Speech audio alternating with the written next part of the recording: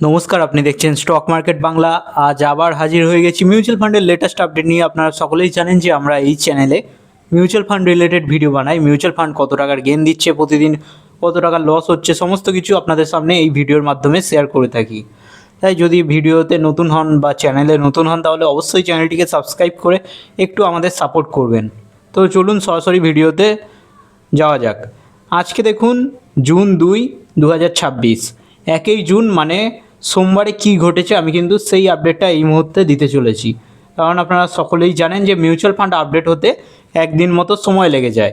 তাই আগের দিন মিউচুয়াল ফান্ড কেমন পারফরমেন্স করেছে, কত টাকার গেইন দিয়েছে বা কত টাকা লস হয়েছে, সমস্ত কিছু আপনাদের সামনে শেয়ার করব। তার আগে আজকের মার্কেটটাও দেখে নেওয়া যাক। আজকের মার্কেটের এনএফটি আপনি জানেনই উইকলি এক্সপায়ারি ছিল এনএফটির, যার জন্য চাপ দেখার পরিবর্তে কিন্তু আজকে আপার সার্কিট লাগিয়েছে। হ্যাঁ, একটা বাউন্স ব্যাক এসেছে। এর মেন কারণ বলে দিই, আগের দিন কিন্তু ভারী ভারকাম ডাউন ছিল মার্কেট, এত বাজেভাবে ক্র্যাশ করেছিল আগের দিন, যার ফলে রিকভারি তো আসা দরকার ছিল। তাই আজকে এনএফটির উইকলি এক্সপায়ারি থাকা সত্ত্বেও কিন্তু মার্কেট চড়েছে। এটা হলো রিকভারি মোড বলতে গেলে, এখনও ট্রেন্ড পজিটিভ নয়। ইন্ডিয়ান মার্কেট সবথেকে খারাপ পারফরমেন্স করছে, আপনারা সকলেই জানেন বিগত 1 বছর ধরে। অন্য মার্কেটগুলো আপনি যদি দেখেন, গ্লোবাল মার্কেট যেমন US, China, south Korea, Japan, ওইগুলো তো রেকর্ড স্তরে রয়েছে, তার মানে হাই রেকর্ডে রয়েছে। শুধুমাত্র Indian economy, Indian stock market বিশাল খারাপ পারফরমেন্স করছে। এর মেন কারণ হলো এআই। আমাদের কাছে এআই রিলেটেড চিপ নেই বানানোর, যেগুলো বাইরের দেশে রয়েছে। তাছাড়া ক্রুড অয়েলের দামের প্রাইসের হাইক, যার ফলে ইন্ডিয়ান ইকোনমি খুবই বাজেভাবে ক্র্যাশ করছে।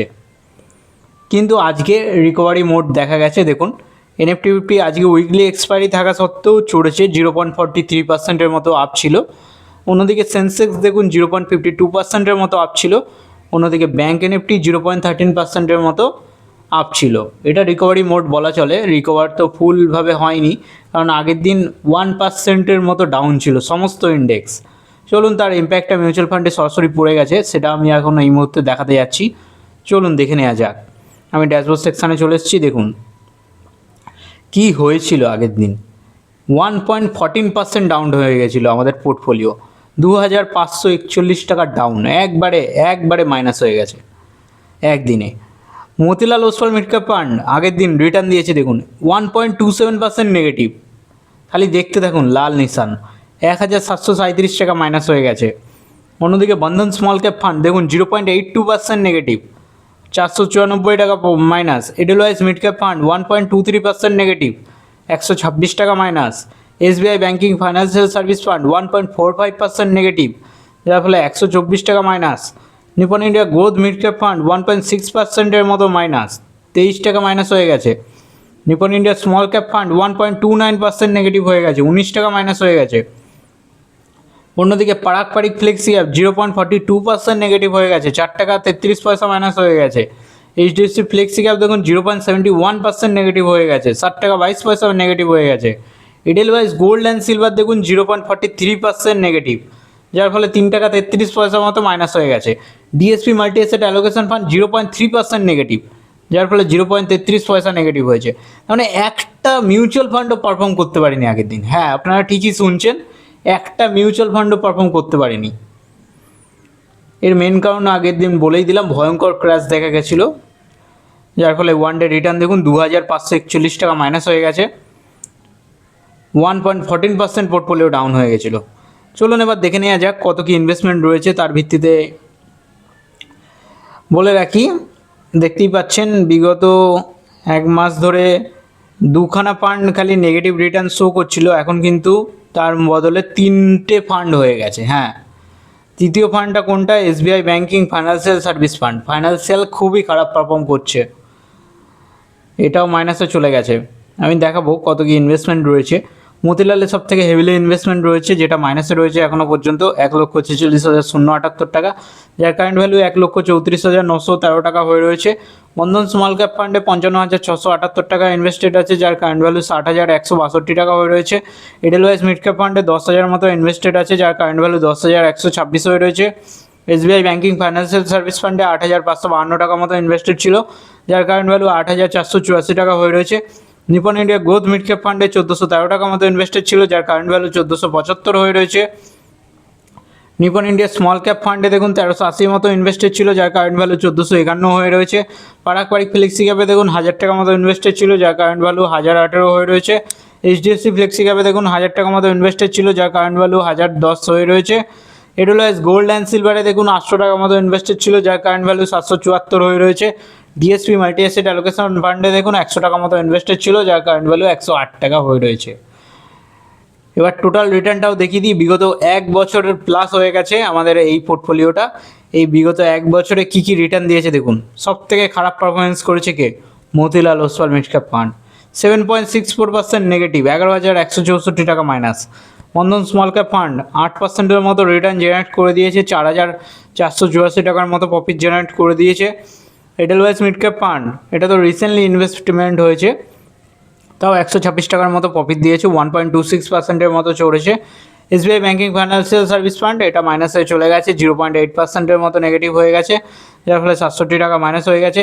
Nipon India growth mid cap ফান্ডে দেখুন 4.39%-এর মতো নেগেটিভ হয়ে গেছে, যার ফলে পজিটিভ হয়ে গেছে, যার ফলে 62 টাকার মতো প্রফিট দিয়েছে। নিপন ইন্ডিয়া স্মল ক্যাপ ফান্ডও দেখুন 5.15%-এর মতো চলেছে, যার ফলে 70 টাকা মতো প্রফিট দিয়েছে। অন্যদিকে পারাক ফ্লেক্সি ক্যাপ দেখুন 1.8%-এর মতো রিটার্ন দিয়েছে, 18 টাকা মতো প্রফিট জেনারেট করে দিয়েছে। এইচডিএফসি ফ্লেক্সি ক্যাপও তাই 1.1%-এর মতো রিটার্ন জেনারেট করে দিয়েছে, 10 টাকার মতো প্রফিট জেনারেট করে দিয়েছে মাত্র। এডেলওয়াইজ গোল্ড অ্যান্ড সিলভার দেখুন 3.25%-এর মতো নেগেটিভ রিটার্ন দিয়েছে, 25 টাকা এখনও মাইনাস হয়ে রয়েছে। গোল্ড অ্যান্ড সিলভার এখনও চলছে না। ডিএসপি মাল্টি অ্যাসেট অ্যালোকেশন ফান্ডে দেখুন 8%-এর মতো রিটার্ন জেনারেট করে দিয়েছে, যার ফলে 60 টাকা মতো প্রফিট শো হচ্ছে। সমস্ত কিছু দেখিয়ে দিলাম। এবার হচ্ছে আমরা দেখে নেব যে পোর্টফোলিওটার ভ্যালু। দেখুন ইনভেস্টেড অ্যামাউন্ট দেখুন 2,26,000-এর মতো, আর ওয়ান ডে রিটার্ন দেখুন 2,541 টাকা মাইনাস হয়ে গেছে, আর কারেন্ট ভ্যালু হয়ে গেছে 2,19,522 টাকা। আর টোটাল রিটার্ন দেখুন এখনও প্লাস মাইনাস করে 6,478 টাকা এখনও পর্যন্ত মাইনাস হয়ে রয়েছে। হ্যাঁ, 2.87% নেগেটিভ। আর এক্সআইআর দাঁড়াচ্ছে 1%-এর মতো, আগের দিন ছিল কিন্তু ওটা কমে 0.41%-এর মতো দাঁড়িয়ে গেছে। এবার দেখে নিই মিউচুয়াল ফান্ডগুলো কীরকমভাবে ইনভেস্টমেন্ট করেছে আমাদের টাকাগুলোকে। অবভিয়াসলি ইকুইটি মার্কেটে রয়েছে 93%-এর মতো, ডেটে 6%-এর মতো, কমিউনিটিতে 0.35%-এর মতো। আর আমাদের মিউচুয়াল ফান্ডগুলো আপনারা সকলেই জানেন মিড ক্যাপ হেভি, মিড ক্যাপের মধ্যে 60%-এর মতো, স্মল ক্যাপে 22%-এর মতো, আর লার্জ ক্যাপে 16%-এর মতো ইনভেস্টেড আছে। আর কোন সেক্টরটাকে সব থেকে বেশি হেভিলি ইনভেস্টমেন্ট করা হয়েছে সেটা হলো ফাইন্যান্সিয়াল সেক্টর। দেখতেই পাচ্ছেন 33%-এর মতো ফাইন্যান্সিয়াল সেক্টরে আছে, 18%-এর মতো টেকনোলজি, কনজিউমার ডিকশনারিতে 15%, ইন্ডাস্ট্রিয়ালে 13%, হেলথ কেয়ারে 4%, মেটেরিয়ালসে 4%, রিয়েল এস্টেটে 3%, এনার্জি ইউটিলিটিসে 3%, কনজিউমার স্টেপলসে 1%, ডাইভার্সিফাই 0.62%, আনস্পেসিফাই কিছুই নেই। এই তো ছিল মিউচুয়াল ফান্ডের লেটেস্ট ভিডিও। কেমন লাগলো? ডেইলি মিউচুয়াল ফান্ডের এরকম আপডেট পেতে হলে অবশ্যই চ্যানেলটিকে লাইক দিয়ে সাবস্ক্রাইব করে একটু সাপোর্ট করবেন, আপনাদের সাপোর্টের খুবই দরকার। দেখা হচ্ছে পরের ভিডিওতে।